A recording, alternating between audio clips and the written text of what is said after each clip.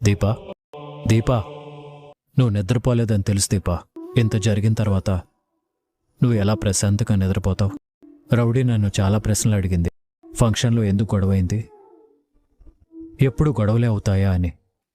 ఇది చంటిది కదా, దీనికి జరిగింది గొడవలుగా కనిపిస్తుంది. కానీ ఇందులో కూడా మంచి జరిగిందని మనకే తెలుసు. ఏంటా మంచి నువ్వు నన్ను అడగవా? నేనే చెప్తాలే. మన పెళ్లి గురించి 10 మందికి తెలిసింది. నన్నేమన్నా అంటే నువ్వు ఊరుకోవని జోస్నకి పారుకి తెలిసింది. ఒక మనిషి నా సొంతం అని ఇంతకంటే గొప్పగా ఎలా చెప్పగలం? ఆవిడ రుణం తీరుతుంది అనుకున్నాను.